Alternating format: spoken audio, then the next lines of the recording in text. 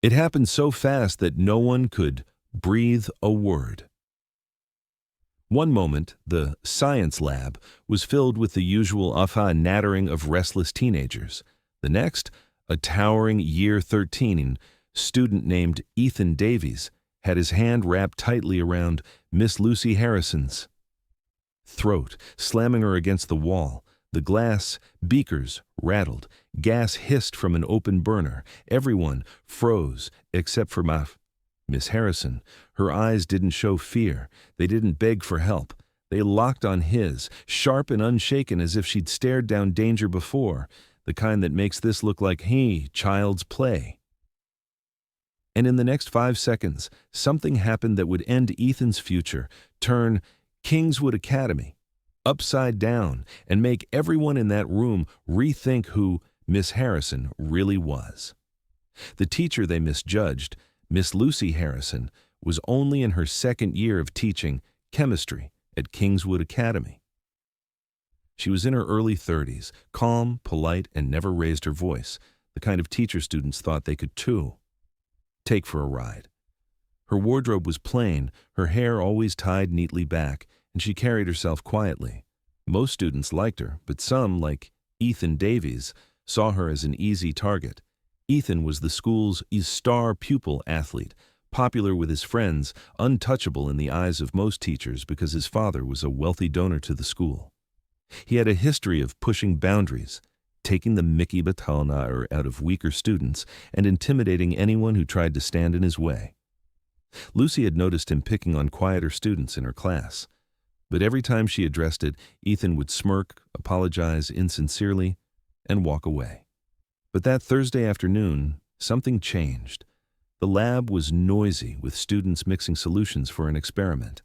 Ethan and his friends were mucking about in at the back, flicking bits of paper at a shy Year 10 student named Tom May.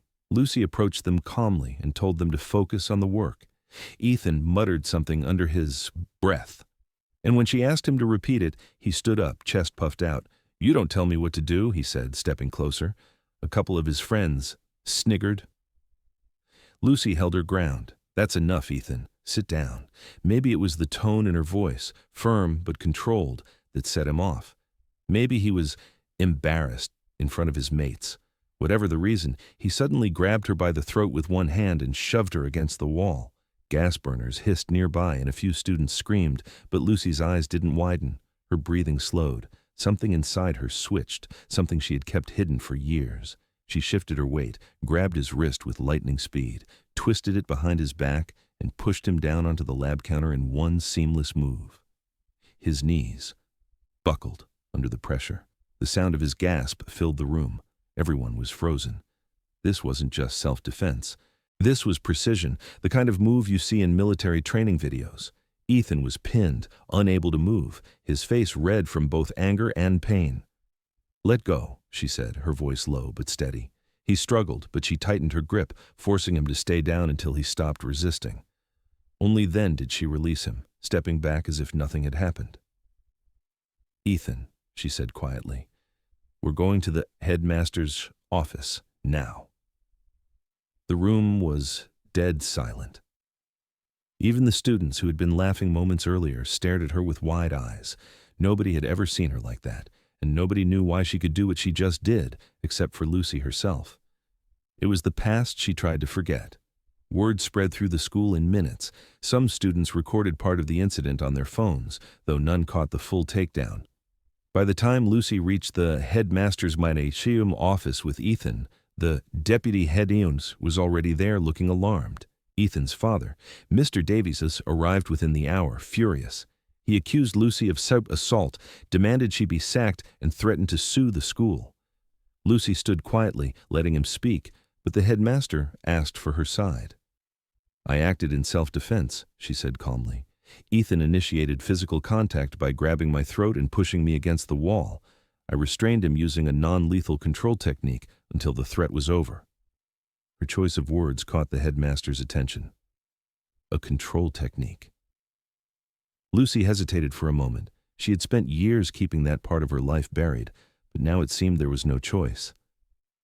Before becoming a teacher, Lucy Harrison had served 8 years in the British Army, specializing in the Royal Military Police, RMP, and hand-to-hand combat training. She had been deployed overseas, seen real danger, and worked in high-stakes operations. But after losing a close friend in the line of duty, she left the service seeking a quieter life, one where she could help people without violence. "I didn't want my past to define me," she explained softly, "but I also won't stand by it and let someone endanger me or my students." The room fell silent. Even Mr. Davies Banning seemed caught off guard. The Ostror's deputy head Yorn spoke first. "Lucy, you're saying you were trained for situations like this?" "I was trained for much worse," she said. The governing body reviewed the security footage and interviewed the witnesses. Every student who spoke confirmed that Ethan had attacked her first. The footage, though grainy, showed the exact moment he grabbed her throat. Ethan was suspended for the remainder of the year. The university talent scouts, who had been courting him for a sports grant, quietly backed away after hearing about the incident. His reputation as the untouchable star pupil vanished almost overnight. In the weeks that followed, Lucy noticed something remarkable. Students began treating her and each other with more respect. The shy ones walked with a little more confidence, knowing someone truly had their back. Even those who had laughed with Ethan before started apologizing for their behavior. One day, Tom, the boy Ethan had been picking on, stayed after class. "Miss Harrison," he said shyly, "I just wanted to say thanks for not letting him get away with it. For standing up for yourself and for us." Lucy smiled faintly.